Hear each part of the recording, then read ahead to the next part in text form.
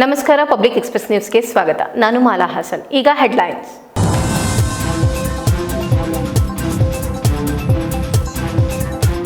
ಅರಸೀಕೆರೆಯಲ್ಲಿ ಪ್ರಾಮಾಣಿಕ ಅಧಿಕಾರಿಗಳಿಗೆ ಜಾಗವಿಲ್ಲ. ಶಾಸಕರ ತಾಳಕ್ಕೆ ಕುಣಿಯುವವರಿಗೆ ಮಾತ್ರ ಅವಕಾಶ. ಶಾಸಕ ಶಿವಲಿಂಗೇಗೌಡರು ನೈತಿಕ ಹೊಣೆ ಹೊತ್ತು ರಾಜೀನಾಮೆ ನೀಡಲಿ. ಎನ್ಆರ್ ಸಂತೋಷ್ ಒತ್ತಾಯ.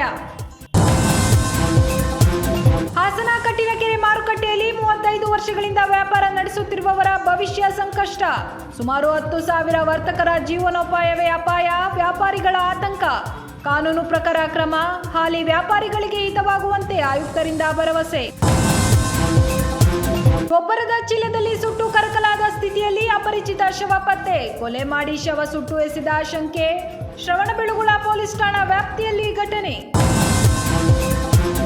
ಅರಸೀಕೆರೆ ವಿಧಾನಸಭಾ ಕ್ಷೇತ್ರದ ಬಾಣವಾರ ಗ್ರಾಮ ಪಂಚಾಯಿತಿಯಲ್ಲಿ PMAY ಮನೆ ಹಂಚಿಕೆಯಲ್ಲಿ ನಡೆದಿರುವ ಅವ್ಯವಹಾರ ಮತ್ತು ಭ್ರಷ್ಟಾಚಾರವನ್ನು ಸ್ವತಃ ಶಾಸಕರೇ ಒಪ್ಪಿಕೊಂಡಿರುವುದರಿಂದ ಅವರು ನೈತಿಕ ಹೊಣೆ ಹೊತ್ತು ರಾಜೀನಾಮೆ ನೀಡಬೇಕು ಎಂದು JDS ಮುಖಂಡ NR ಸಂತೋಷ್ ಒತ್ತಾಯಿಸಿದರು. ಇಂದು ಸುದ್ದಿಗೋಷ್ಠಿಯಲ್ಲಿ ಮಾತನಾಡಿದ ಅವರು, ಯೋಜನೆಯಡಿ 90 ಫಲಾನುಭವಿಗಳಿಗೆ ಹಣ ಬಿಡುಗಡೆಯಲ್ಲಿ ಬೋಗಸ್ ನಡೆದಿದೆ. ಈ ಅವ್ಯವಹಾರಕ್ಕೆ PDO ಕುಮಾರಸ್ವಾಮಿಯೇ ಕಾರಣವಾಗಿದ್ದು, ಅವರ ನೇಮಕಕ್ಕೂ ಶಾಸಕ KM ಶಿವಲಿಂಗೇಗೌಡರ ಮೌಖಿಕ ಶಿಫಾರಸೆ ಕಾರಣವೆಂದು ಸರ್ಕಾರಕ್ಕೆ ಸಲ್ಲಿಸಿದ ವರದಿಯಲ್ಲಿ ಉಲ್ಲೇಖವಿದೆ ಎಂದು ಹೇಳಿದರು. ಯಾವ ಅಧಿಕಾರಿಗಳು ಶಾಸಕರ ಮಾತು ಕೇಳುತ್ತಾರೋ, ಸಹಿ ಹಾಕುತ್ತಾರೋ ಅವರನ್ನೇ ವಿವಿಧ ಗ್ರಾಮ ಪಂಚಾಯತ್ಗಳಿಗೆ ನೇಮಕ ಮಾಡಿಸುತ್ತಿದ್ದಾರೆ. ಇವರದೇ ಸರ್ಕಾರ ಇದ್ದು ತಪ್ಪಿತಸ್ಥರ ವಿರುದ್ಧ ಕ್ರಮ ಕೈಗೊಳ್ಳದೇ ಇರುವುದು ಏಕೆ? ನರೇಗಾ ಅಡಿ 5 ಕೋಟಿ ರು ಪಾವತಿ ಯಾರ ಹೆಸರಿಗೆ ಆಗಿದೆ ಎಂಬುದನ್ನು ಬಹಿರಂಗಪಡಿಸಲು ಶಾಸಕರು ಸಿದ್ಧರೇ ಎಂದು ಸವಾಲು ಹಾಕಿದರು. ಅರಸೀಕೆರೆಯಲ್ಲಿ ಪ್ರಾಮಾಣಿಕ ಅಧಿಕಾರಿಗಳಿಗೆ ಜಾಗವಿಲ್ಲ. ಶಾಸಕರ ತಾಳಕ್ಕೆ ಕುಣಿಯುವವರಿಗೆ ಮಾತ್ರ ಅವಕಾಶ ನೀಡಲಾಗುತ್ತಿದೆ ಎಂದು ಟೀಕಿಸಿದ ಅವರು, ಬಡವರಿಗೆ ಅನ್ಯಾಯವಾಗಿರುವಾಗ ಎಲ್ಲ ಭ್ರಷ್ಟಾಚಾರವನ್ನು ಹಂತ ಹಂತವಾಗಿ ಬಯಲು ಮಾಡುವುದರ ಜೊತೆಗೆ ತಪ್ಪಿತಸ್ಥರಿಗೆ ಶಿಕ್ಷೆಯಾಗುವವರೆಗೂ ಹೋರಾಟ ಮುಂದುವರಿಸುತ್ತೇನೆ ಎಂದು ಘೋಷಿಸಿದರು. ಸುದ್ದಿಗೋಷ್ಠಿಯಲ್ಲಿ ನಾಗರಾಜ್, ಭೋಜನಾಯ್ಕ, ಅಜ್ಜಪ್ಪ, ಉಮೇಶ್, ಜೈರಾಮ್ ಉಪಸ್ಥಿತರಿದ್ದರು. ಒಪ್ಕೊಂಡು ಹೋಗಿದ್ದಾರೆ. ಇಲ್ಲಿ ನನ್ನ ಹತ್ರ ಪಟ್ಟಿ ಇದೆ. ಈ 90 ಜನ ಮನೆಗಳು ಮಂಜೂರಾಗಿರುವಂಥವ್ರ ಪಟ್ಟಿ ನನ್ನ ಹತ್ರ ಇದೆ ಮತ್ತು ಇದನ್ನು ಅವರು ಒಪ್ಕೊಂಡಿದ್ದಾರೆ. ನಾನು ನಿಮ್ಗಳ ಮುಖಾಂತರ ಮನವಿ ಮಾಡುವಂಥದ್ದು, ಸ್ವಾಮಿ, ನಾವಿದನ್ನು ತಿಳಿಸೋವರೆಗೂ ಸಹ ನೀವು ಇಲ್ಲಿವರೆಗೂ ಗೆದ್ದ ಮೇಲೆ ಈ ಅವಧಿನಲ್ಲಿ KDP ಮೀಟಿಂಗ್ಗಳನ್ನ ಎಷ್ಟು ಮಾಡಿದ್ದೀರಿ? ಮತ್ತು ನಿಮ್ಮ ಆದೇಶ ಇಲ್ಲದೆ ಅಥವಾ ನಿಮ್ಮ ಸಮ್ಮತಿ ಇಲ್ಲದೆ ನಿಮ್ಮದೇ ಸರ್ಕಾರ ಇರುವಂಥದ್ದು ರಾಜ್ಯದಲ್ಲಿ. ಒಬ್ಬನೇ ಒಬ್ಬ PDO ಅಥವಾ ಒಬ್ಬ ಸೆಕ್ರೆಟರಿ, ಒಬ್ಬ ವಿಲೇಜ್ ಅಕೌಂಟೆಂಟು ಅರಸೀಕೆರೆಗೆ ಬಂದು ಕೆಲಸ ಮಾಡಲಿಕ್ಕೆ ಸಾಧ್ಯ ಇಲ್ಲ ನಿಮ್ಮ ಶಿಫಾರಸ್ ಇಲ್ಲದೆ. ನೀವು ಹೇಳ್ತೀರಿ ನನಗೂ ಇದಕ್ಕೂ ಸಂಬಂಧನೇ ಇಲ್ಲ, ಸಂಬಂಧಪಟ್ಟಂಥ ಅಧಿಕಾರಿ ಸೆಂಟ್ರಲ್ ಜೈಲ್ಗೆ ಹಾಕಿ ತಿಹಾರ್ ಜೈಲ್ಗೆ ಹಾಕ್ರಿ ಅನ್ನೋ ಮಾತು ನೀವು ಹೇಳ್ತೀರಿ.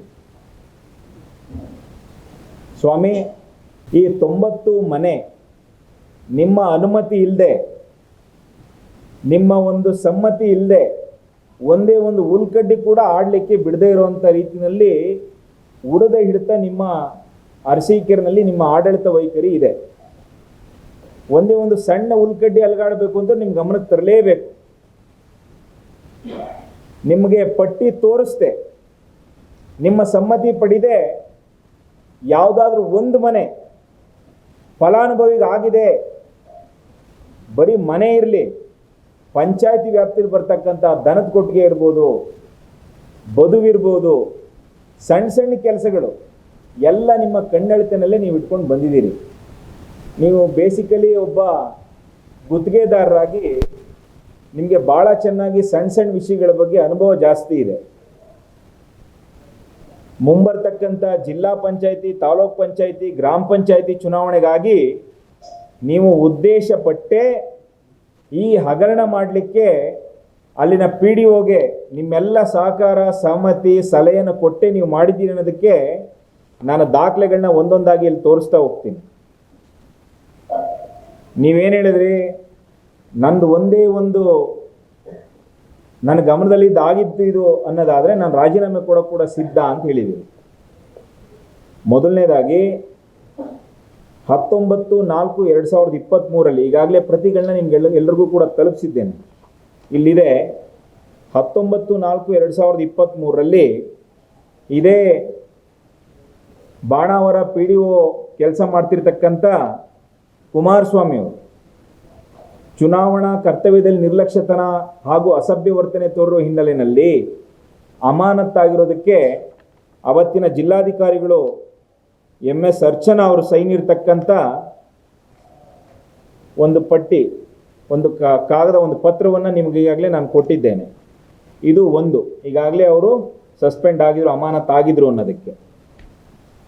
ಮತ್ತು ಅವರನ್ನು ಅಮಾನತಾದವ್ರನ್ನ ನೀವು ಹಬ್ಬನಘಟ್ಟ ಪಂಚಾಯತಿಲಿ ಅಮಾನತಾದವ್ರನ್ನ ಬಾಣಾವರ ಪಂಚಾಯತಿ PDO ಆಗಿ ನೀವು ನೇಮಿಸ್ತೀರಿ.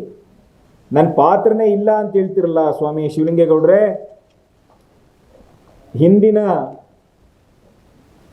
EO ಸನ್ಮಾನ್ಯ ನಾಗರಾಜ್ ಅವರು ಅತ್ಯಂತ ಪ್ರಾಮಾಣಿಕ ಅಧಿಕಾರಿ, ಹಿಂದುಳಿದ ವರ್ಗಕ್ಕೆ ಸೇರಿದಂಥ ಒಬ್ಬ ಅಧಿಕಾರಿ.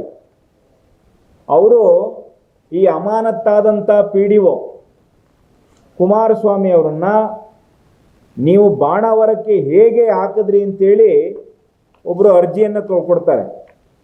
KR ಜಗದೀಶ್ ಅಂತೇಳಿ ಇವರು ದೂರನ್ನು ಕೊಟ್ಟಾಗ ಅವರ ದೂರಿನ ಅನ್ವಯ EO ನಾಗರಾಜು ಅವರು ಕೂಡ ಸಸ್ಪೆಂಡ್ ಆಗ್ತಾರೆ. ಅವರು ಈ ಸಸ್ಪೆಂಡ್ ಆಗಲಿಕ್ಕೆ ಮೂಲ ಕಾರಣ ನಿಮ್ಮ ಹುನ್ನಾರ ಏನು ಅಂತಂದರೆ ಅರಸೀಕೆರೆ ತಾಲೂಕಿನ ಅಧಿಕಾರಿಗಳನ್ನ, ಪ್ರಾಮಾಣಿಕರು ನಿಮಗೆ ಅರಸೀಕೆರೆಯಲ್ಲಿ ಇರೋಂಗಿಲ್ಲ, ಭ್ರಷ್ಟಾಚಾರ ಮಾಡಲಿಕ್ಕೆ ನೀವು ಹೇಳ್ದಂಗೆ ಕೇಳುವಂಥವ್ರು, ನಿಮಗೆ ಹಣ ದುಡಿಮೆ ಮಾಡಿಕೊಡುವಂಥವ್ರನ್ನ ಕೂರಿಸ್ಬೇಕು ಅನ್ನೋ ನಿಟ್ಟಿನಲ್ಲಿ ನಿಮ್ಮ ಪ್ರಯತ್ನ. ಇಲ್ಲಿ ಆ EO ನಾಗರಾಜ್ ಅವರು ಸರ್ಕಾರಕ್ಕೆ ಒಂದು ವರದಿಯನ್ನು ಕೊಡ್ತಾರೆ, ಒಂದು ಉತ್ತರವನ್ನು ಬರೀತಾರೆ. ಅವರ ಸಸ್ಪೆನ್ಷನ್ ಆದಮೇಲೆ ಏನು ಉತ್ತರ ಬರೀತಾರೆ ಸ್ವಾಮಿ? ನಾನು ಹೆಚ್ಚುವರಿ ಪ್ರಭಾರದಲ್ಲಿ ಕರ್ತವ್ಯ ನಿರ್ವಹಿಸಲು ದಿನಾಂಕ 11/12/2023 ಹಬ್ಬನಘಟ್ಟ ಗ್ರಾಮ ಪಂಚಾಯತಿ ಅಭಿವೃದ್ಧಿ ಅಧಿಕಾರಿಯನ್ನು ಬಾಣಾವರ ಪಂಚಾಯತಿಗೆ ನಿಯುಕ್ತಿ ಮಾಡಲು ಅರಸೀಕೆರೆ ವಿಧಾನಸಭೆ ಕ್ಷೇತ್ರದ ಮಾನ್ಯ ಶಾಸಕರ ಮೌಖಿಕ ನಿರ್ದೇಶನದಂತೆ ಹಾಗೂ ಹಬ್ಬನಘಟ್ಟ ಗ್ರಾಮ ಪಂಚಾಯತಿಯ ಕೆಲವು ಸದಸ್ಯರು ತಾಲೂಕು ಪಂಚಾಯತಿ ಕಚೇರಿಗೆ ಬಂದು ಮೌಖಿಕವಾಗಿ ಕೋರಿಕೆಯ ಮೇರೆಗೆ ಆಡಳಿತ ಹಾಗೂ ವಿವಿಧ ಯೋಜನೆಗಳ ಅಭಿವೃದ್ಧಿ ದೃಷ್ಟಿಯಿಂದ ಹೆಚ್ಚುವರಿ ಪ್ರಭಾರ ಆದೇಶವನ್ನು ಮಾಡಲಾಗಿದ್ದು, ಸದರಿ ಆದೇಶವನ್ನು ದಿನಾಂಕ 16/12/2023 ಅಧಿಕೃತ ಜ್ಞಾಪನ ಮುಖೇನ ರದ್ದುಪಡಿಸಲಾಗಿರುತ್ತದೆ. ಮಾನ್ಯ ಶಾಸಕರ ಮೌಖಿಕ ಸೂಚನೆ ಮೇರೆಗೆ ಮಾತ್ರವೇ ಹೆಚ್ಚುವರಿ ಪ್ರಭಾರದಲ್ಲಿ ಕರ್ತವ್ಯ ನಿರ್ವಹಿಸುವ ವ್ಯವಸ್ಥೆ ಮಾಡಲಾಗಿದ್ದು, ಇದು ನೀವು ಹೇಳಿದ್ರೆ ನಂದು ಒಂದೇ ಒಂದು ಸಣ್ಣ ಪಾತ್ರ ಇದ್ರೆ ನಾನು ರಾಜೀನಾಮೆ ಕೊಡ್ತೀನಿ ಅಂದರೆ ಇದಕ್ಕೇನು ಹೇಳ್ತೀರಿ ಸ್ವಾಮಿ ಶಿವಲಿಂಗೇಗೌಡ್ರೆ? ಇದರ ನಂತರ ಪಂಚಾಯಿತಿ ಯಾವುದಕ್ಕೂ ನಾನು ಹೋಗೋದೇ ಇಲ್ಲ ಅನ್ನೋ ಮಾತು ನೀವು ಹೇಳ್ತೀರಿ. ಪಂಚಾಯಿತಿಯ ಯಾವುದೇ ತೀರ್ಮಾನ ನಾನು ಹೋಗೋದೇ ಇಲ್ಲ, ತಲೆನೇ ಹಾಕಲ್ಲ ಪಂಚಾಯಿತಿಗೆ ಅಂತ ಹೇಳ್ತೀರಿ. ಇನ್ನೊಂದು ಪತ್ರ ಇದೆ, ಸಿದ್ದಮಲ್ಲಪ್ಪ ವೈ ಕಾರ್ಯದರ್ಶಿ ಗ್ರೇಡ್ 2 ಅವರ ನಿಯೋಜನೆ ಬಗ್ಗೆ ಇಲ್ಲಿದೆ. 2ನೇ ಅಂಶ ನೋಡಿ, ಉಲ್ಲೇಖದಲ್ಲಿ ಶ್ರೀ KM ಶಿವಲಿಂಗೇಗೌಡರು ಶಾಸಕರು ಅರಸೀಕೆರೆ ಕ್ಷೇತ್ರ ಹಾಗೂ ಅಧ್ಯಕ್ಷರು ಕರ್ನಾಟಕ ಗೃಹ ಮಂಡಳಿ ಹಾಸನ ಜಿಲ್ಲೆ ಇವರ ಪತ್ರ 1/7/2024 ಸಿದ್ದಮಲ್ಲಪ್ಪ ವೈ ಕಾರ್ಯದರ್ಶಿ ಗ್ರೇಡ್ 2 ಕಣಕಟ್ಟೆ ಗ್ರಾಮ ಪಂಚಾಯಿತಿರವರು ತಾಲೂಕು ಪಂಚಾಯಿತಿ ಅರಸೀಕೆರೆ ಕಚೇರಿ ತಾತ್ಕಾಲಿಕ ಹಾಗೂ ಚುನಾವಣೆ ಸಂದರ್ಭದಲ್ಲಿ ಆಡಳಿತ ಹಿತದೃಷ್ಟಿಯಿಂದ ಕಾರ್ಯನಿರ್ವಹಣೆ ಮಾಡುತ್ತಿದ್ದು, ಉಲ್ಲೇಖ 2ರ ಪತ್ರದಲ್ಲಿ ಶ್ರೀ KM ಶಿವಲಿಂಗೇಗೌಡರು ಶಾಸಕರು ಅರಸೀಕೆರೆ ಕ್ಷೇತ್ರ ಹಾಗೂ ಅಧ್ಯಕ್ಷರು ಗೃಹ ಮಂಡಳಿ ರವರು ಸಿದ್ದಮಲ್ಲಪ್ಪ ವೈ ಕಾರ್ಯದರ್ಶಿ ಗ್ರೇಡ್ 2 ರವರನ್ನು ಸಾರ್ವಜನಿಕ ಆಡಳಿತ ಹಿತದೃಷ್ಟಿಯಿಂದ ಕುರುವಂಕ ಗ್ರಾಮ ಪಂಚಾಯಿತಿಗೆ ನಿಯೋಜನೆ ಮಾಡಲು ಕೋರಿರುತ್ತಾರೆ. ಇದು ಇನ್ನೊಂದು ಉದಾಹರಣೆ. ಮತ್ತೊಂದು ಉದಾಹರಣೆ, ರಂಗಸ್ವಾಮಿ KR ಗ್ರಾಮ ಪಂಚಾಯಿತಿ ಕಾರ್ಯದರ್ಶಿ ಗ್ರೇಡ್ 2 ಇವ್ರಿಗೂ ಕೂಡ ಇಲ್ಲಿದೆ. ಮಾನ್ಯ ಶಾಸಕರು ಅರಸೀಕೆರೆ ವಿಧಾನಸಭಾ ಕ್ಷೇತ್ರ ಪತ್ರ ಸಮಸಂಖ್ಯೆ ದಿನಾಂಕ 1/8/2023 ನಿಮ್ಮ ಪತ್ರದ ಉಲ್ಲೇಖದನ್ವಯ ರಂಗಸ್ವಾಮಿ KR ಗ್ರಾಮ ಪಂಚಾಯಿತಿ ಕಾರ್ಯದರ್ಶಿ ಗ್ರೇಡ್ 2 ಮುರುಂಡಿ ಗ್ರಾಮ ಪಂಚಾಯಿತಿ ಆಡಳಿತಾತ್ಮಕ ಹಿತದೃಷ್ಟಿಯಿಂದ ದೊಡ್ಡಮೇಟಿ ಕುರ್ಕೆ ಗ್ರಾಮ ಪಂಚಾಯಿತಿಯ ಪಂಚಾಯಿತಿ ಅಭಿವೃದ್ಧಿ ಅಧಿಕಾರಿಯಾಗಿ ಪ್ರಭಾರ ವಹಿಸಿರುವಂತೆ ತಿಳಿಸಿರುತ್ತಾರೆ. ಪಂಚಾಯತಿ ನಿಮ್ಮ ಹಸ್ತಕ್ಷೇಪ ಇಲ್ಲ ಅಂತಿರಲ್ಲ ಸ್ವಾಮಿ. ಈಗಾಗಲೇ ನಿಮ್ಮ ಕಣ್ಣೆದುರಿಗೆ 3 ಉದಾಹರಣೆ ಕೊಟ್ಟೆ. PDOಗಳನ್ನ ಗ್ರೇಡ್ 2ನಲ್ಲಿರುವಂಥವ್ರನ್ನ PDO ಹುದ್ದೆಗೆ ನೇಮಕ, ಈಗೆಲ್ಲ ಎಕ್ಸಾಮ್ ಇದೆ. PDOಗಳಾಗಬೇಕು ಅಂದರೆ ಎಕ್ಸಾಮ್ ಬರೆದು ಪಾಸ್ ಆಗಬೇಕು. ಅದರ ನಂತರ PDOಗಳಾಗಿ ಪಂಚಾಯತಿ ಡೆವಲಪ್ಮೆಂಟ್ ಆಫೀಸರ್ಗಳಾಗಿ ಅವರು ನಿಯುಕ್ತಿ ಆಗ್ತಾರೆ. ನೀವು ಪ್ರಭಾರ ವಹಿಸ್ತಾ ಇದ್ದೀರಿ ಅರಸೀಕೆರೆನಲ್ಲಿ, ಅದಕ್ಕೊಂದು ಸಬೂಬು ಕೊಡ್ತೀರಿ. ನಮ್ಮಲ್ಲಿ ಯಾರು PDOಗಳು ಸಿಗ್ತಾ ಇಲ್ಲ ಅಂತ. ನಿಮ್ಮದೇ ಸರ್ಕಾರ ಇದೆ, ನಿರುದ್ಯೋಗ ಸಮಸ್ಯೆ ತಾಂಡವ ಆಡ್ತಾ ಇದೆ. ನೀವೇ ಮೊನ್ನೆ ಸರ್ಕಾರದ ಅಂಕಿಅಂಶ ಪ್ರಕಾರ ಯುವ ನಿಧಿ ಅನ್ನುವಂಥ ಪಂಚ ಗ್ಯಾರಂಟಿಲಿ ಒಂದಕ್ಕೆ ಹೆಚ್ಚು ಕಡಿಮೆ 8 ಕೋಟಿ ರೂಪಾಯಿನೂ ವ್ಯಯ ಮಾಡ್ತಾ ಇದ್ದೀರಿ. ಯಾಕೆ ಪರೀಕ್ಷೆ ಮಾಡಿ ನೀವು ತಗೊಳ್ತಿಲ್ಲ? PDOಗಳು ಇಲ್ಲ ಅಂತ ಹೇಳ್ತಿರಲ್ಲ, ಎಲ್ಲ ತಾಲೂಕಲ್ಲೂ ಇದೇ ಥರ ಇದೆಯಾ? ಹಾಸನ ಜಿಲ್ಲೆಯಲ್ಲಿ ಖಂಡಿತ ಇಲ್ಲ. ನಿಮಗೆ ನೀವು ಹೇಳದಂಗೆ ಕೇಳ್ಕೊಂಡು ಕುಣಿಯೋದಕ್ಕೆ ಬೇಕಾದ ವ್ಯವಸ್ಥೆಗೋಸ್ಕರ ಸಣ್ಣ ಸಣ್ಣ ಅಧಿಕಾರಿಗಳಿಗೆ ದೊಡ್ಡ ದೊಡ್ಡ ಜವಾಬ್ದಾರಿ ಕೊಟ್ಟು ಅವ್ರಿಗೇನು ಅದು ಅರ್ಥ ಹಾಕೋ ಮುಂಚೆ ನೀವು ಹೇಳಿದಕ್ಕೆಲ್ಲ ಸೈನ್ ಮಾಡಿ ಹೋಗಬೇಕು. ಅದಕ್ಕೆ ಈ ದಾಖಲೆ ನಿಮ್ಗಾಗಲೇ ನಾನು ಒದಗಿಸಿದ್ದೇನೆ. ಇದನ್ನು ಹಾಸನ ಜಿಲ್ಲೆಯಲ್ಲಿ ಕ್ರೈಂ ಪ್ರಕರಣಗಳು ಹೆಚ್ಚುತ್ತಲೇ ಇದ್ದು, ಸ್ಮಶಾನದಲ್ಲಿ ಸುಟ್ಟು ಕರಕಲಾದ ಅಪರಿಚಿತ ಶವ ಶ್ರವಣಬೆಳಗೊಳದಲ್ಲಿ ಪತ್ತೆಯಾಗಿರುವುದು ಸ್ಥಳೀಯರಲ್ಲಿ ಆತಂಕಕ್ಕೀಡು ಮಾಡಿದೆ. ಪಟ್ಟಣದ ಹೊರವಲಯ ಜಿನ್ನಾತಪುರ ರಸ್ತೆಯಲ್ಲಿರುವ ಸ್ಮಶಾನದಲ್ಲಿ ಗುರುವಾರ ಬೆಳಗ್ಗೆ ಅಪರಿಚಿತ ವ್ಯಕ್ತಿಯ ಸುಟ್ಟು ಕರಕಲಾದ ಶವ ಪತ್ತೆಯಾಗಿದ್ದು, ಕೊಲೆ ಶಂಕೆ ವ್ಯಕ್ತವಾಗಿದೆ. ಪೊಲೀಸರ ಪ್ರಾಥಮಿಕ ಮಾಹಿತಿಯ ಪ್ರಕಾರ ಯಾರೋ ಸ್ಥಳಾಂತರದಲ್ಲಿ ಕೊಲೆ ಮಾಡಿ ಮೃತದೇಹಕ್ಕೆ ಬೆಂಕಿ ಹಚ್ಚಿ ಗೊಬ್ಬರದ ಚೀಲದಲ್ಲಿ ಕಟ್ಟಿ ಸ್ಮಶಾನದಲ್ಲಿ ಎಸೆದಿರಬಹುದು ಎಂದು ಅಂದಾಜಿಸಲಾಗಿದೆ.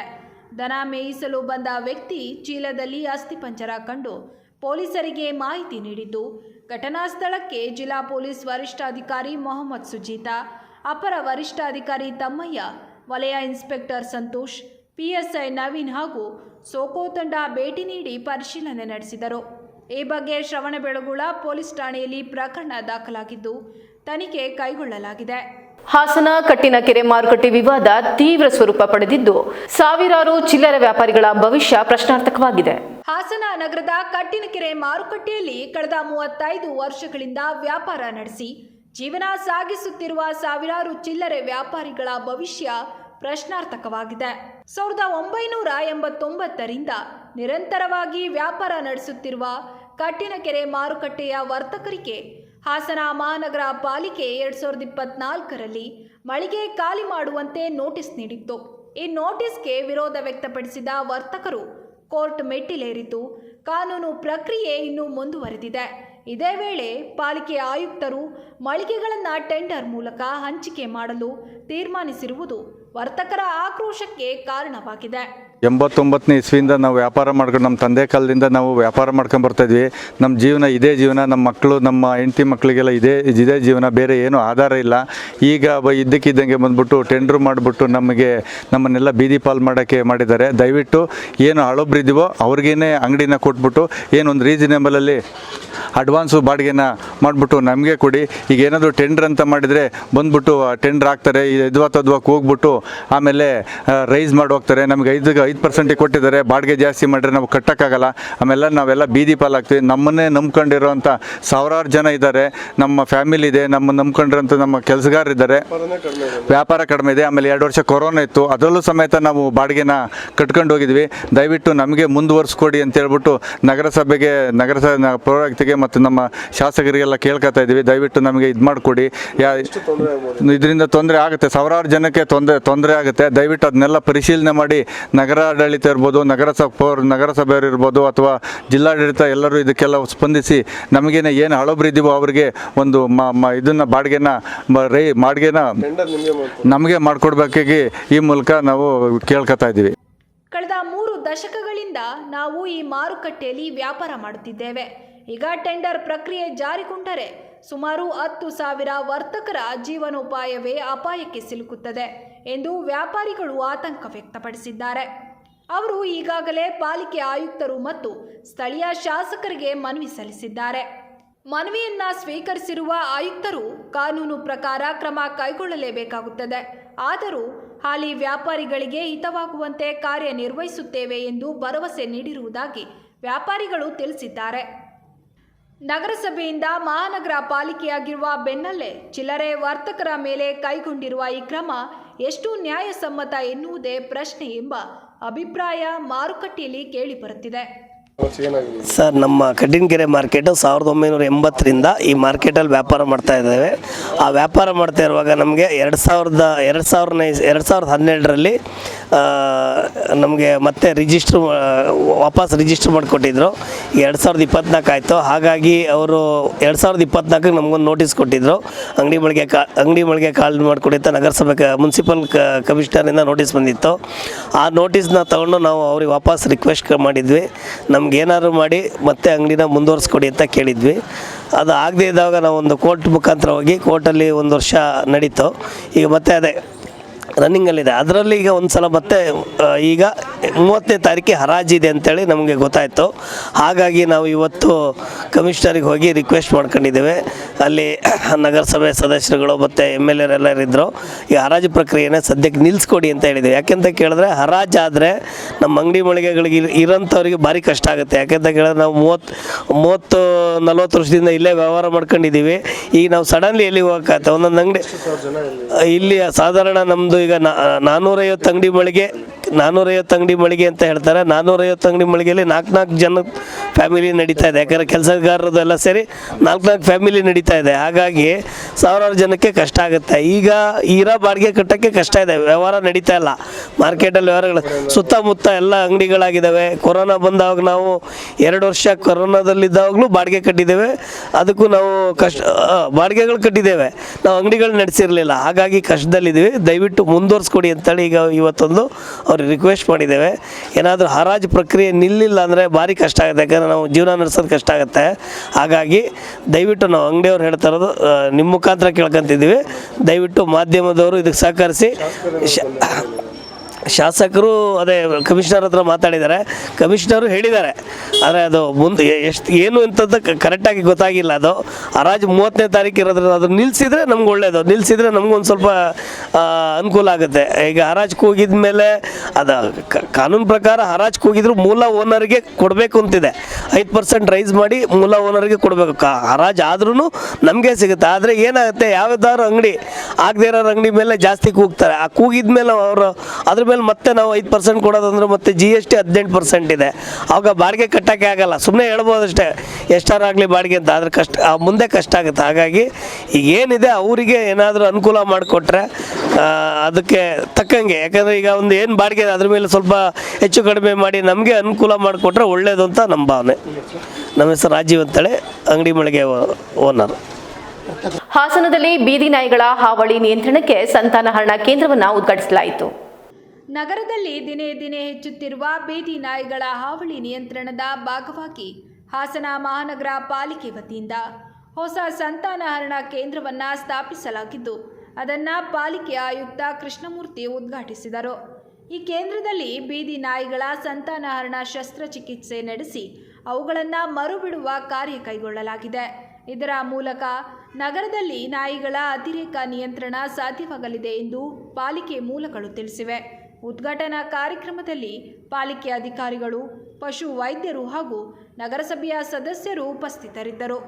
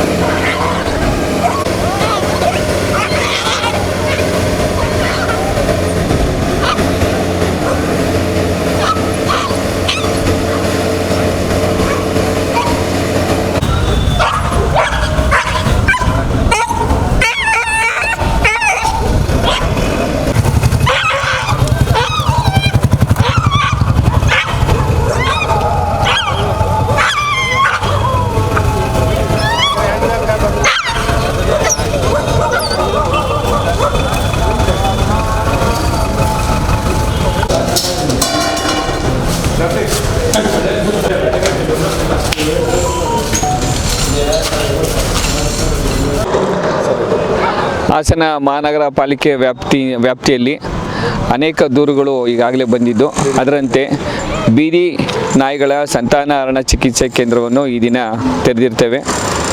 ಈಗ ಸಾರ್ವಜನಿಕರಿಗೆ ನಾಯಿಗಳಿಂದ ತುಂಬ ಸಮಸ್ಯೆ ಆಗ್ತಿತ್ತು ಅಂತ ಅಂದ್ಬಿಟ್ಟು ದೂರುಗಳು ಬಂದ ಹಿನ್ನೆಲೆಯಲ್ಲಿ 2025-26ನೇ ಸಾಲಿನ ನಮ್ಮ ಮಹಾನಗರ ಪಾಲಿಕೆಯ ಆಯವ್ಯಯದಲ್ಲಿ ಇದನ್ನು ತೆಗೆದುಕೊಂಡಿರ್ತೀವಿ. ಹಾಗಾಗಿ ಈ ವರ್ಷ ನಾವು ಸುಮಾರು 3,000 ನಾಯಿಗಳ ಸಂತಾನಹರಣ ಚಿಕಿತ್ಸೆಯನ್ನು ಕಾರ್ಯಕ್ರಮ ಹಮ್ಮಿಕೊಂಡಿದ್ದೀವಿ. ಈ ದಿನ ಶುರುವಾಗ್ತದೆ ಮತ್ತು ಇದು ಈ ವರ್ಷ ಪೂರ್ತಿಯಾಗಿ ನಾವು ಈಗ ಈ ಕಾರ್ಯಕ್ರಮವನ್ನು ಹಮ್ಮಿಕೊಂಡಿದ್ವಿ. ಅವಾಗಲೂ DC ಅವರು ಮನವಿ ಕೊಟ್ಟಿದ್ರು, ಈಗ ಇದೊಂದು ಕಾರ್ಯಕ್ರಮ ಮಾಡ್ತಾರೆ, ಅದು ಸರಿಯಾಗಿ ಮಾಡಲ್ಲ, ಏನೋ ಒಂಥರ ನೆಗ್ಲೆಕ್ಟ್ ಮಾಡ್ತಾರೆ, ಏನೋ ಒಂದು ಮಾಡ್ತೇನೆ ಇದು ಮಾಡ್ತಾರೆ, ಅದು ಮಾಡ್ತಾರೆ. ಈಗ ಅದು ಕ್ರಮಬದ್ಧವಾಗಿ ಆಗುತ್ತೆ ಸರ್. ಈಗ ನಮ್ಮ ಮಹಾನಗರ ಪಾಲಿಕೆ ವ್ಯಾಪ್ತಿಯಲ್ಲಿ ಒಂದು ಟೀಮನ್ನು ಮಾಡಿದ್ವಿ. ಆ ಟೀಮಲ್ಲಿ ಸಂತಾನಹರಣ ಚಿಕಿತ್ಸೆಗೆ ಸಂಬಂಧಪಟ್ಟಂಗೆ ಪ್ರತಿದಿನ ವಾಚ್ ಆಗ್ತದೆ. ಈಗ DD ವೆಟರ್ನರಿ ಅವರು ಇದನ್ನು ಬಂದು ಪರಿಶೀಲನೆ ಮಾಡ್ತಾರೆ. ನಮ್ಮ ಕಚೇರಿಯಿಂದ ಆರೋಗ್ಯ ನಿರೀಕ್ಷಕರು ಮತ್ತು ಈಗ ಸಾರ್ವಜನಿಕರು ಕೂಡ ಈ ಸ್ಥಳಕ್ಕೆ ಭೇಟಿ ನೀಡ್ಬೋದು. ಸಂತಾನಹರಣ ಚಿಕಿತ್ಸೆಯನ್ನು ಇದು ಸುತ್ತೋಲೆ ಇರ್ತದೆ, ಆ ಸುತ್ತೋಲೆಯಂತೆ ನಾವು ಮಾಡ್ತೀವಿ ಸರ್. ಈಗ ಮಾನ್ಯ ಜಿಲ್ಲಾಧಿಕಾರಿಗಳು ಇದನ್ನು ಪರ್ಮನೆಂಟಾಗಿ ಒಂದು ಸ್ಥಳ ಗುರುತಿಸಿ ಅಲ್ಲೇ ಸಂತಾನಹರಣ ಚಿಕಿತ್ಸೆ ಮಾಡಿ ಅಂತ ಅಂದ್ಬಿಟ್ಟು ಈಗ ನಿರ್ದೇಶನ ನೀಡಿದರು.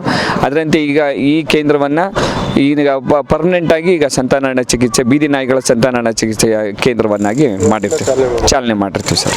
ಅರ್ಕಲಗೂಡು ಕೋಟೆಯಲ್ಲಿ 54ನೇ ಗಣೇಶ ವಿಗ್ರಹ ಪ್ರತಿಷ್ಠಾಪನೆಯು ಶ್ರದ್ಧಾ, ಭಕ್ತಿ ಹಾಗೂ ಸಾಂಪ್ರದಾಯಿಕ ವೈಭವದೊಂದಿಗೆ ಪೂಜಾ ಕಾರ್ಯಕ್ರಮ ಸಂಭ್ರಮದಿಂದ ನಡೆಯಿತು.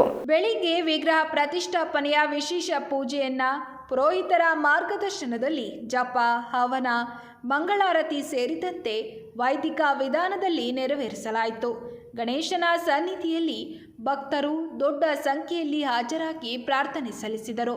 ಮಧ್ಯಾಹ್ನ ಪ್ರತಿಷ್ಠಾಪನೆಯ ನಂತರ ಭಕ್ತಾದಿಗಳಿಗೆ ಅನ್ನ ಸಂತರ್ಪಣೆಯನ್ನು ಏರ್ಪಡಿಸಲಾಗಿತ್ತು.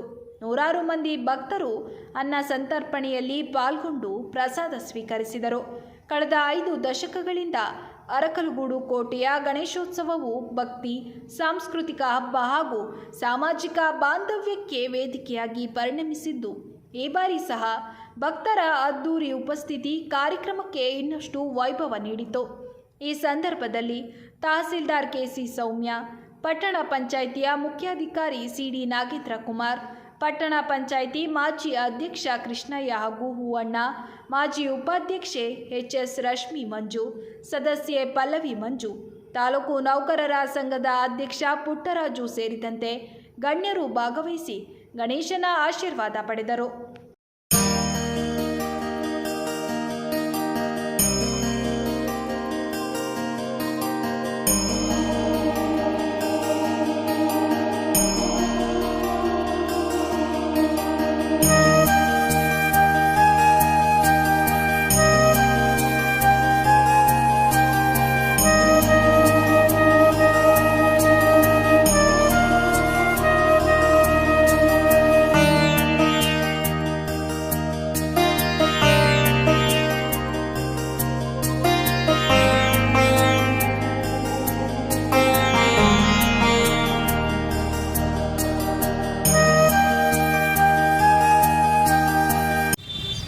ಪಾಳೆಗಾರ ಶ್ರೀ ಕೃಷ್ಣಪ್ಪನಾಯನ ಕೋಟೆ ಕೊತ್ತಲು ಗಣಪತಿ ಶ್ರೀ ಪ್ರಸನ್ನ ಗಣಪತಿ ಸೇವಾ ಸಮಿತಿಯ 54ನೇ ವರ್ಷದ ಆಚರಣೆಯಲ್ಲಿ ನಿನ್ನೆ ಗಣಪತಿ ವಿಗ್ರಹ ಪ್ರತಿಷ್ಠಾಪನೆ ಆಗಿದೆ. ಶ್ರೀಮತಿ ರಮ್ಯಾ ಮಹೇಶ್ ಅವರು ವಿಗ್ರಹ ದಾನಿಗಳು, ಇವರು ಪ್ರತಿಷ್ಠಾಪನೆ ಮಾಡಿಕೊಟ್ಟಿರ್ತಾರೆ. ಹಾಗೂ ವಿಗ್ರಹ ತಯಾರಕರಾದ ವಿಶ್ವೇಶ್ವರ ಪಾಪಜಿಯವರು ಅರೆಮದ್ನಳ್ಳಿ, ಇವರು ನಮಗೆ ವಿಗ್ರಹಗಳನ್ನು ರೆಡಿ ಮಾಡಿಕೊಟ್ಟಿರ್ತಾರೆ.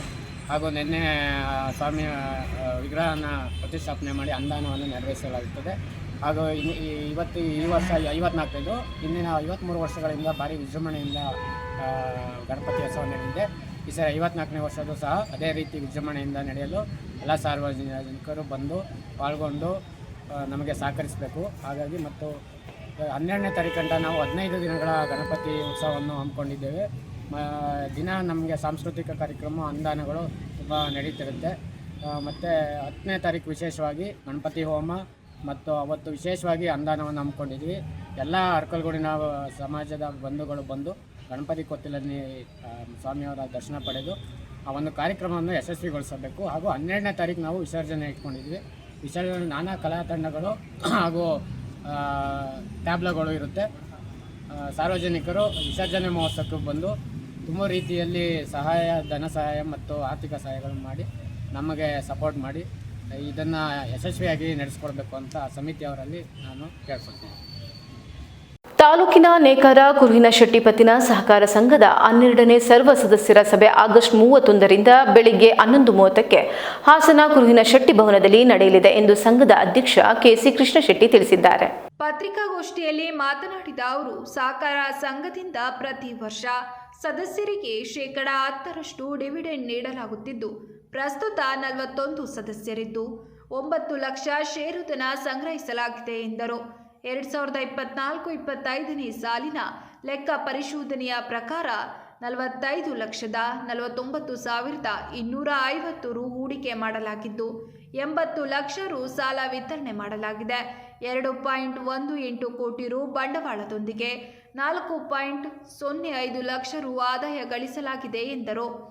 ಸಂಘವು ಉತ್ತಮ ಪ್ರಗತಿಯನ್ನು ಸಾಧಿಸುತ್ತಿದ್ದು, ಪ್ರತಿದಿನ 5 ಮಂದಿ ಪಿಗ್ನಿ ಏಜೆಂಟರ ಮೂಲಕ ಸುಮಾರು 50,000 ರು ಸಂಗ್ರಹಿಸಲಾಗುತ್ತಿದೆ. ಪ್ರತಿ ವರ್ಷ ವಿಶೇಷ ಕ್ಯಾಲೆಂಡರ್ ಮುದ್ರಿಸಿ ಸದಸ್ಯರು ಹಾಗೂ ಸಾರ್ವಜನಿಕರಿಗೆ ವಿತರಿಸಲಾಗುತ್ತಿದ್ದು, ಗೃಹ ಸಾಲ, ಆಭರಣ ಸಾಲ ಸೇರಿದಂತೆ ಹಲವು ಸೌಲಭ್ಯಗಳನ್ನು ಸಂಘ ಒದಗಿಸುತ್ತಿದೆ ಎಂದರು. ಈ ಸಂದರ್ಭದಲ್ಲಿ 2024-25ನೇ ಸಾಲಿನಲ್ಲಿ ಸ್ನಾತಕ ಹಾಗೂ ಸ್ನಾತಕೋತ್ತರ ವೃತ್ತಿಪರ ಕೋರ್ಸ್ಗಳಲ್ಲಿ ಮೆಚ್ಚುಗೆ ಪಡೆದ ಕುರುಹಿನಶೆಟ್ಟಿ ಸಮಾಜದ ವಿದ್ಯಾರ್ಥಿಗಳಿಗೆ ಪ್ರತಿಭಾ ಪುರಸ್ಕಾರ ನೀಡಲಾಗುವುದೆಂದು ಘೋಷಿಸಲಾಯಿತು. ಸರ್ವ ಸದಸ್ಯರಿಗೂ ಈಗಾಗಲೇ ಅಂಚೆ ಮೂಲಕ ಆಹ್ವಾನ ಕಳಿಸಲಾಗಿದ್ದು, ಯಾರಿಗೂ ತಲುಪದೇ ಇದ್ದಲ್ಲಿ ಈ ಮೂಲಕ ಸಭೆಗೆ ಆಹ್ವಾನಿಸುತ್ತಿದ್ದೇವೆ ಎಂದು ಅಧ್ಯಕ್ಷರು ತಿಳಿಸಿದರು. ಪತ್ರಿಕಾಗೋಷ್ಠಿಯಲ್ಲಿ ಪ್ರೇಮಮ್ಮ, ಡಿಸಿ ನಟರಾಜ್, ತಿಮ್ಮರಾಯ ಶೆಟ್ಟಿ, ರತ್ನ, ಎಚ್ ಚಂದ್ರಶೇಖರ್, ನಾರಾಯಣ ಶೆಟ್ಟಿ, ಬಾಲಕೃಷ್ಣ ಉಪಸ್ಥಿತರಿದ್ದರು.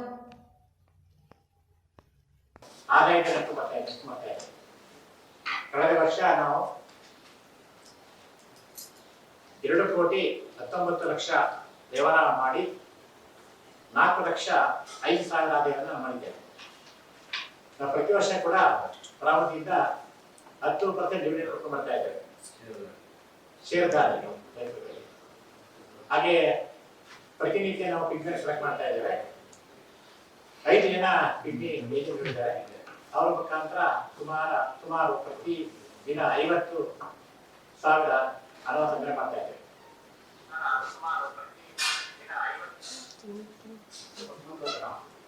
ನಮ್ಮ ಸಂಸ್ಥೆ ಬಹಳ ವ್ಯವಸ್ಥಿತವಾಗಿ ನಡ್ಕೊಂಡು ಬರ್ತಾ ಇದೆ. ನಮ್ಮ ಜನಾಂಗದ ಸದಸ್ಯರಿಗೆ ಅವರಿಗೆ ಆರ್ಥಿಕ ಸಮಸ್ಯೆಯನ್ನ ಬಗೆಹರಿಸಲಿಕ್ಕೋಸ್ಕರ ಈ ಸಮಸ್ಯೆಯನ್ನ ಪ್ರಾರಂಭ ಮಾಡಿದ್ವಿ. ಹಣಕಾಸಿನ ವ್ಯವಹಾರ ಜೊತೆಗೆ ನಾವು ಬೇರೆ ತರಹದ ಸಮಾಜಮುಖಿ ಕಾರ್ಯಕ್ರಮ ಕೂಡ ಮಾಡ್ತಾ ಇದ್ದೇವೆ.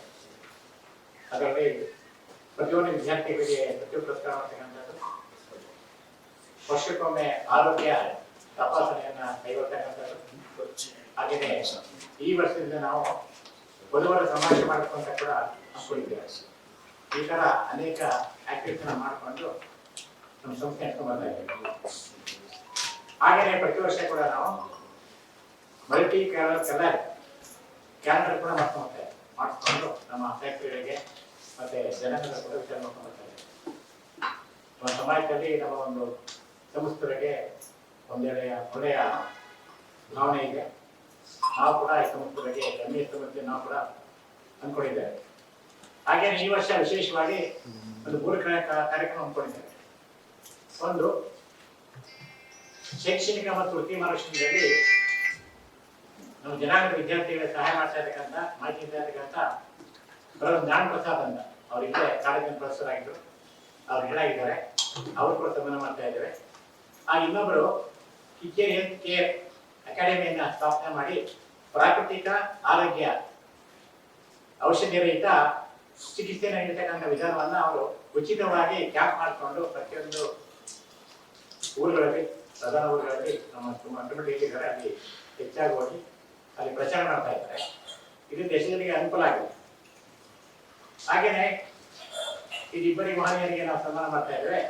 ಹಾಗೇನೆ ನಿಮ್ಗೆ ಗೊತ್ತಿರೋ ಹಾಗೆ ಮೊನ್ನೆ ತಾನೇ ಪ್ರಿನ್ಸಿಪಲ್ ಕೇಂದ್ರ ಸಂಘ ಬೆಂಗಳೂರು ಇಲ್ಲಿಗೆ ಚುನಾವಣೆ ಆಯಿತು. ಈ ಚುನಾವಣೆಯಲ್ಲಿ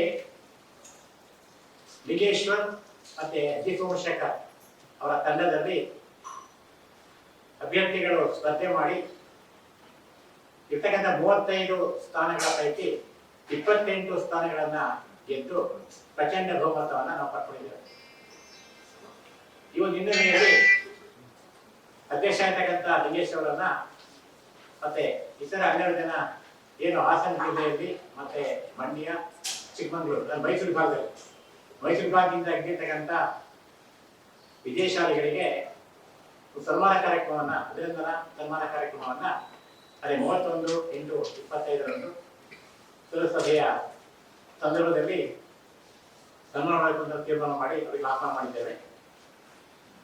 ಅವರ ಹೆಸರು ಈ ತರ ಇದೆ: ಜಿ ಸೋಮಶೇಖರ್ ಅಂತ, DC ವೀರೇಂದ್ರ, KC ಕೃಷ್ಣಶೆಟ್ಟಿ, ಪುಟ್ಟಸ್ವಾಮಿ ಶೆಟ್ಟರು, CN Vasu, G Doreswamy, CN Chandrashekar, Umesh Shetty, Kalyan Kumar, Shrimati Premamma, Shrimati Jyothi Nagaraj. ನಮ್ಮ ಶೆಟ್ಟಿ ಪತಿ ಸಹಕಾರ ಸಂಘದಿಂದ 2 ಸ್ಪರ್ಧೆ ಮಾಡಿದ್ದಾರೆ. ನಾನು ಒಬ್ಬ ಮೈಸೂರು ಭಾಗನ ಸ್ಪರ್ಧೆ ಮಾಡಿದ್ದೆ. ಅತಿ ಹೆಚ್ಚು ಅಂಕ ಗಳಿಸಿ 11 ಸ್ಥಾನ ಪಡೆದು ನಾನು ಕೂಡ ಜಯಶೀಲಾಗಿದ್ದೇನೆ. ಹಾಗೆ ಪಟ್ಟಿರ್ತಕ್ಕಂಥ ಶ್ರೀಮತಿ ಪ್ರೇಮನವರು ಕೂಡ ಮಹಿಳಾ ವಿಭಾಗದಿಂದ ಸ್ಪರ್ಧೆ ಮಾಡಿ ಅತ್ಯಂತ ಹೆಚ್ಚು ಬಹುಮತನ ಪಡ್ಕೊಂಡು ಅವರು ಜಯಶೀಲರಾಗಿದ್ದಾರೆ. ನಾವೇ ನಮ್ಮ ಶೆಟ್ಟಿ ಪತಿ ಸಹಕಾರದಿಂದ ಸ್ಪರ್ಧೆ ಮಾಡಿದ್ವಿ, ಅತಿ ಜನ ಜಯಶೀಲಾಗಿದ್ದಾರೆ. ಇರ್ತಕ್ಕಂಥ 28 ಸ್ಪರ್ಧಾ ಗೆದ್ದಿರ್ತಕ್ಕಂಥವರಲ್ಲಿ ಮೈಸೂರು ವಿಭಾಗದಿಂದಲೇ 12 ಜನ ಗೆದ್ದಿರ್ತಕ್ಕಂಥದ್ದು ಹೆಮ್ಮೆ ವಿಚಾರ. 8 ಜನ ನಾವು ಜಾಸ್ತಿ ಗೆದ್ದಿದ್ದೇವೆ. ಹಾಗೆ ಆ ಒಂದು ಸಂದೇಶಕ್ಕೋಸ್ಕರ ನಾವು ಸಂಬಳಕ್ಕೋಸ್ಕರ ಅವರನ್ನು ಆಹ್ವಾನ ಮಾಡಿ ಬರ್ತಕ್ಕಂಥ ಭಾನುವಾರ 30ನೇ ತಾರೀಕು ನಾವು ಸನ್ಮಾನ ಸಮಾರಂಭವನ್ನು ಇಟ್ಕೊಂಡಿದ್ದೇವೆ. ಈ ಜೊತೆಗೆ ನಾವು ಪದ್ಯ ಪುರಸ್ಕಾರ ಕೂಡ ಹಮ್ಮಿಕೊಂಡಿದ್ದೇವೆ.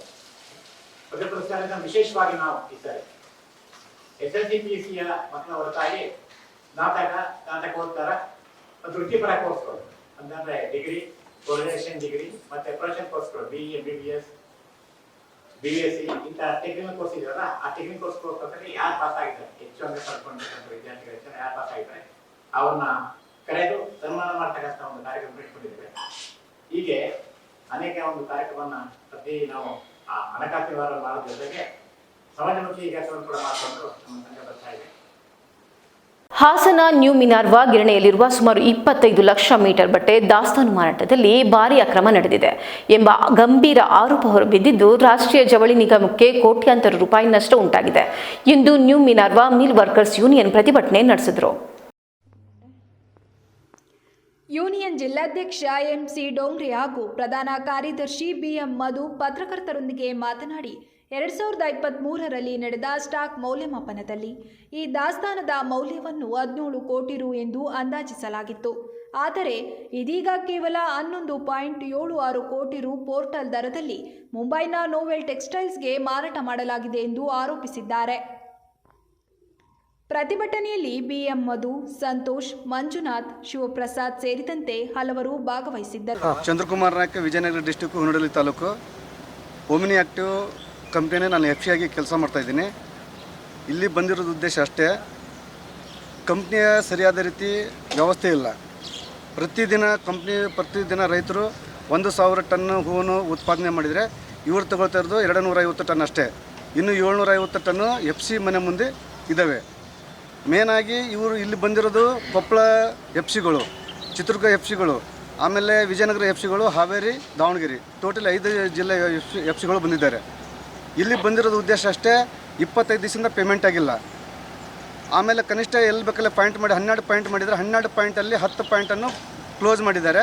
2 ಪಾಯಿಂಟ್ ಇದ್ದಾವೆ, 2 ಪಾಯಿಂಟನ್ನು ಮುಂಜಾನೆ 10 ಗಂಟೆಯಿಂದ ಓಪನ್ ಮಾಡಿ ಸಾಯಂಕಾಲ 6 ಗಂಟೆ ಕ್ಲೋಸ್ ಮಾಡ್ತಾರೆ ಸರ್. ಇಷ್ಟೆಲ್ಲ ಸಮಸ್ಯೆ ಆಗ್ತಿರೋದು. ಆಮೇಲೆ ಏನಾರು SQ ಅವ್ರ ಹತ್ರ ಏನಾರು ದಯವಿಟ್ಟು ಏನಾರು ಸಹಕಾರ ಅಂತ ಹೇಳಿದರೆ ಅವರು ಯಾವುದೇ ರೀತಿಯಾಗಿ ನಮ್ಮನ್ನು ಸಹಕಾರ ಕೊಡ್ತಾಯಿಲ್ಲ. ಇಲ್ಲಿ ಬಂದ್ರೆ ಮುಂಜಾನೆ ಯಾವುದೇ ರೀತಿಯಲ್ಲಿ ನಮಗೆ ಸಹಕಾರ ಇಲ್ಲ. MD ಅವರು ಬರ್ತಾಯಿಲ್ಲ. ನಮಗೆ ಕೊಟ್ಟಂಥ ಬೀಜವಾರಿ ಮ್ಯಾನೇಜರ್ ಆಗಲಿ, ಏರಿಯಾ ಮ್ಯಾನೇಜರ್ ಆಗಲಿ ಯಾರೇ ನಮ್ಮ ಫೋನ್ ಪಿಕಪ್ ಮಾಡ್ತಾಯಿಲ್ಲ. ಇಷ್ಟೆಲ್ಲ ಸಮಸ್ಯೆಗಳು ಇದಾವೆ ಸರ್. ಎಲ್ಲೆಲ್ಲಿಂದ ಬಂದಿದೆ ಸರ್? ಇಲ್ಲಿ ಕೊಪ್ಪಳದಿಂದ ಬಂದಿವೆ ಸರ್, ಚಿತ್ರದುರ್ಗ ಡಿಸ್ಟಿಕ್ಕಿಂದ ಬಂದಿದ್ದಾರೆ, Davanagere district, Vijayanagara district, Haveri district, 5 ಡಿಸ್ಟಿಕ್ಕಿಂದ ಬಂದಿದ್ದು ಸರ್. ನಿಮ್ಗೆ ಏನಾಗಬೇಕೀಗ? ಇಲ್ಲಿ ಏನಿಲ್ಲ ಸರ್, ಎಲ್ಲ ಇಲ್ಲಿ ಅಗ್ರಿಮೆಂಟ್ ಪ್ರಕಾರ ಪ್ರತಿಯೊಂದು 1 kg ಹೂ ಬೀಳಿದಂಗೆ ರೈತರಿಂದ ಇವರು ಕಂಪ್ನಿಗೆ ಹೂವನ್ನು ತಗೋಬೇಕು. ಅದ ನಂತರ ಅದೇ ರೀತಿಯಾಗಿ ಪೇಮೆಂಟ್ ಆಗಬೇಕು ಸರ್. ಈದ್ ಮಿಲಾದ್ ಮೆರವಣಿಗೆಯಲ್ಲಿ ಡಿಜೆ ಬಳಕೆಯನ್ನ ನಿಷೇಧಿಸಿರುವ ಮುಖ್ಯಮಂತ್ರಿ ಸಿದ್ದರಾಮಯ್ಯ ಅವರ ನಿರ್ಧಾರವನ್ನ ಸ್ವಾಗತಿಸುತ್ತೇನೆ ಎಂದು ಆಜಾದ್ ಟಿಪ್ಪು ಸಂಘರ್ಷ ಸಮಿತಿ ಅಧ್ಯಕ್ಷ ಮುಬಶೀರ್ ಅಹಮದ್ ತಿಳಿಸಿದ್ದಾರೆ. ಪತ್ರಿಕಾಗೋಷ್ಠಿಯಲ್ಲಿ ಮಾತನಾಡಿದ ಅವರು, ಪ್ರವಾದಿ ಮಹಮ್ಮದ್ ಅವರ ಆಧ್ಯಾತ್ಮಿಕ ಸಂದೇಶ, ಜೀವನ ಶೈಲಿ ಮತ್ತು ನಡೆ ನುಡಿಗಳನ್ನು ಪಾಲಿಸುವುದು ಈದ್ ಮಿಲಾದ್ ಮೆರವಣಿಗೆಯ ಉದ್ದೇಶ. ಇಂತಹ ಸಂದರ್ಭದಲ್ಲಿ ಪಾಶ್ಚಾತ್ಯ ಸಂಸ್ಕೃತಿ ಪ್ರತಿಬಿಂಬಿಸುವ ಡಿಜೆ ಶಬ್ದ, ಮಾಲಿನ್ಯಕ್ಕೆ ಅವಕಾಶ ಕೊಡುವುದು ತಕ್ಕುತ್ತಲ್ಲ ಎಂದರು. ಡಿಜೆ ಶಬ್ದದಿಂದ ವೈದ್ಯರು, ಹೃದಯ ರೋಗಿಗಳು, ಮಕ್ಕಳು ತೊಂದರೆ ಅನುಭವಿಸುವುದರ ಜೊತೆಗೆ ಮೆರವಣಿಗೆಯ ಶ್ರದ್ಧಾ ಭಕ್ತಿಗೆ ಧಕ್ಕೆಯಾಗುತ್ತದೆ ಎಂದು ಅವರು ಎಚ್ಚರಿಸಿದರು. ಮೆರವಣಿಗೆಯ ಸಮಯದಲ್ಲಿ ಪೊಲೀಸರಿಂದ ಮದ್ಯಪಾನ ತಪಾಸಣೆ ಸೇರಿದಂತೆ ಸೂಕ್ತ ಕ್ರಮ ಕೈಗೊಳ್ಳುವಂತೆ ಮನವಿ ಮಾಡಿದರು. ರಾಜಕೀಯ ಪ್ರಭಾವದ ಬೃಹತ್ ಧಾರ್ಮಿಕ ಕಾರ್ಯಕ್ರಮಗಳನ್ನು ಊರಿನ ಹೊರವಲಯದ ಸ್ಟೇಡಿಯಂಗಳಲ್ಲಿ ಆಯೋಜಿಸಬಹುದು. ಆದರೆ ನಗರ ಪ್ರದೇಶದಲ್ಲಿ ಮೆರವಣಿಗೆ ಸಂದರ್ಭದಲ್ಲಿ ಡಿಜೆ ಬಳಕೆ, ಮಾದಕ ವ್ಯಸನಿಗಳ ಅಡ್ಡಿಪಡಿಸುವುದನ್ನು ತಪ್ಪಿಸಲು ಜಿಲ್ಲಾಡಳಿತ ಗಮನ ಹರಿಸಬೇಕೆಂದು ಹೇಳಿದರು. ಈ ಸಂದರ್ಭದಲ್ಲಿ ಸೈಯದ್ ಅನ್ಸರ್, ರಫೀಕ್ ಸವೀರಾ, ಸೈಯದ್ ಕಾಜಿಂ ಉಪಸ್ಥಿತರಿದ್ದರು. 1457ನೇ ವರ್ಷದ ಮೀಲಾದುನ್ನಬಿ ಕಾರ್ಯಕ್ರಮ ಇದು. ಈ ಕಾರ್ಯಕ್ರಮವನ್ನು ಅತ್ಯಂತ ಶ್ರದ್ಧೆ ಭಕ್ತಿಯಿಂದ ಮೆರವಣಿಗೆ ಮೂಲಕ ನಮ್ಮ ಮುಸ್ಲಿಂ ಸಂಸ್ಕೃತಿ ಸಂಸ್ಕಾರದಿಂದ ಪಾದಯಾತ್ರೆ ನಾವು ಜರುಗಿಸುತ್ತೇವೆ. ಅದರಲ್ಲಿ ಜಿಕ್ರ್ ಅಂದ್ರೆ ಜಪ ಮಾಡೋದು, ದೈವನಾಮ ಅತ್ಯಂತ ಭಕ್ತಿಯಿಂದ ಈ ಒಂದು ವಿಶೇಷವಾದಂಥ ಇದು ಪಾದಯಾತ್ರೆ ಮೂಲಕ ಇದನ್ನು ಮಾಡುವಂಥ ಕಾರ್ಯಕ್ರಮ. ಇದರಲ್ಲಿ ಧಾರ್ಮಿಕ ಶ್ರದ್ಧೆ, ನಮ್ಮ ಸಂಸ್ಕೃತಿ ಹೆಚ್ಚಿಗೆ ಇರುತ್ತದೆ. ಆದರೆ ಹೆಚ್ಚಿಗೆ ಕೆಲವಾರು ಜನ ಡಿಜೆ ಬಳಕೆ, ಅದನ್ನು ಮುಖ್ಯವಾಗಿ ರಾಜಕಾರಣಿಗಳು ಅವರ ಸಮಾವೇಶ ಮಾಡ್ಕೊಳ್ತಾರೆ, ಅದು ಅವರಿಗೆ ಸಂಬಂಧ. ಈ ಧಾರ್ಮಿಕ ಕಾರ್ಯಕ್ರಮಗಳಲ್ಲಿ ಇವರು ಡಿಜೆಯನ್ನ ತಂದು ಇದು ಬೇಡವಾದದ್ದು. ಏನಾಗ್ತದೆ, ಒಂದು ಡಿಜೆ ಅವರು ಹಾಕೋದು ತುಂಬಾ ವಿಕೃತವಾಗಿ, ಅದರಲ್ಲಿ ಯಾರು ಎಜುಕೇಟೆಡ್, ಆಮೇಲೆ ಉಲಮಾಗಳಾಗ್ಲಿ ಇಲ್ಲ ಶ್ರೀಮಂತರಾಗಲ್ಲ, ತಮ್ಮ ಹುಡುಗರಿದ್ದಾರೆ, ಹುಡುಗ ಬುದ್ಧಿ ಅಂತಾರೆ, 18 years ವಿಕೃತವಾಗಿ ಕುಡಿತಾ ಇರ್ತಾರೆ. ಆ ಮೆರವಣಿಗೆ ಹೋಗ್ತಾ ಇರುತ್ತೆ.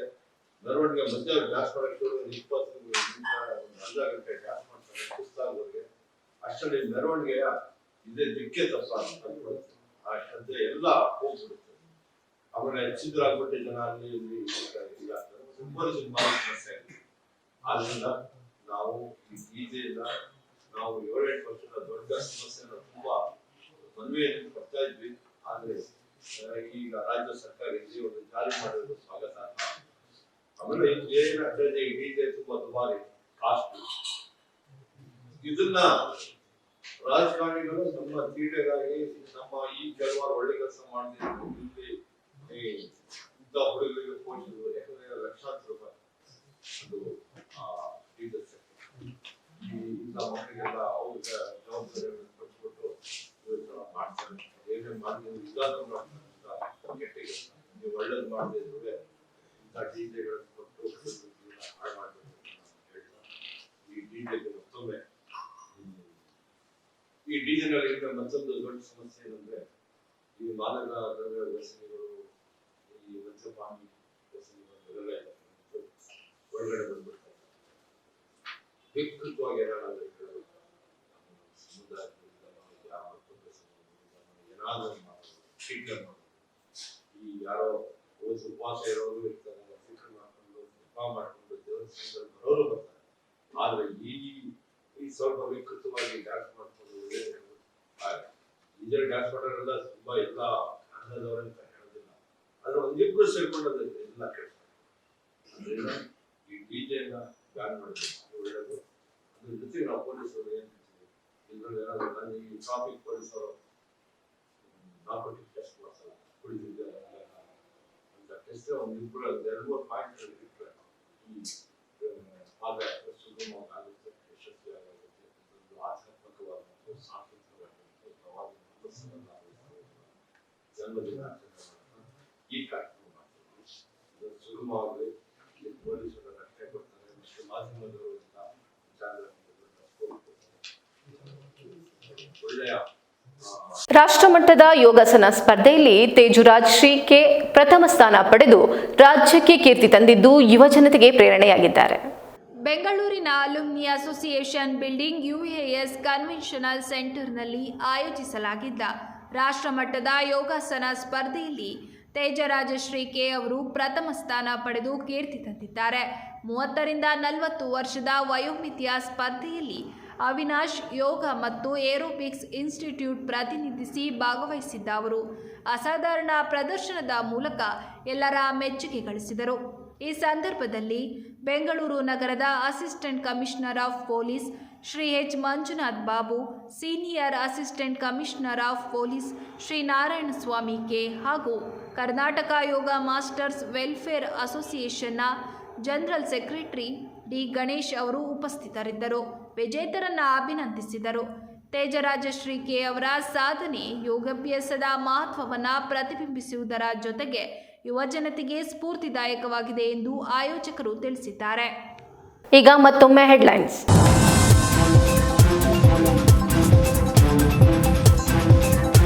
ಅರಸೀಕೆರೆಯಲ್ಲಿ ಪ್ರಾಮಾಣಿಕ ಅಧಿಕಾರಿಗಳಿಗೆ ಜಾಗವಿಲ್ಲ. ಶಾಸಕರ ತಾಳಕ್ಕೆ ಕುಣಿಯುವವರಿಗೆ ಮಾತ್ರ ಅವಕಾಶ. ಶಾಸಕ ಶಿವಲಿಂಗೇಗೌಡರು ನೈತಿಕ ಹೊಣೆ ಹೊತ್ತು ರಾಜೀನಾಮೆ ನೀಡಲಿ ಎನ್ಆರ್ ಸಂತೋಷ್ ಒತ್ತಾಯ. ಹಾಸನ ಕಟ್ಟಿನಕೆರೆ ಮಾರುಕಟ್ಟೆಯಲ್ಲಿ 35 ವರ್ಷಗಳಿಂದ ವ್ಯಾಪಾರ ನಡೆಸುತ್ತಿರುವವರ ಭವಿಷ್ಯ ಸಂಕಷ್ಟ. ಸುಮಾರು 10,000 ವರ್ತಕರ ಜೀವನೋಪಾಯವೇ ಅಪಾಯ. ವ್ಯಾಪಾರಿಗಳ ಆತಂಕ. ಕಾನೂನು ಪ್ರಕಾರ ಕ್ರಮ. ಹಾಲಿ ವ್ಯಾಪಾರಿಗಳಿಗೆ ಹಿತವಾಗುವಂತೆ ಆಯುಕ್ತರಿಂದ ಭರವಸೆ. ಗೊಬ್ಬರದ ಚೀಲದಲ್ಲಿ ಸುಟ್ಟು ಕರಕಲಾದ ಸ್ಥಿತಿಯಲ್ಲಿ ಅಪರಿಚಿತ ಶವ ಪತ್ತೆ. ಕೊಲೆ ಮಾಡಿ ಶವ ಸುಟ್ಟು ಎಸೆದ ಶಂಕೆ. ಶ್ರವಣಬೆಳಗೊಳ ಪೊಲೀಸ್ ಠಾಣಾ ವ್ಯಾಪ್ತಿಯಲ್ಲಿ ಘಟನೆ. ಇದಿಷ್ಟು ಈವರೆಗಿನ ಪ್ರಮುಖ ಸುದ್ದಿಗಳು. ಸಮಗ್ರ ಸುದ್ದಿಗಳಿಗಾಗಿ ನೋಡ್ತಾ ಇರಿ ಪಬ್ಲಿಕ್ ಎಕ್ಸ್‌ಪ್ರೆಸ್ ಕನ್ನಡ. ಪಯಣ ನಿಮ್ಮೊಂದಿಗೆ.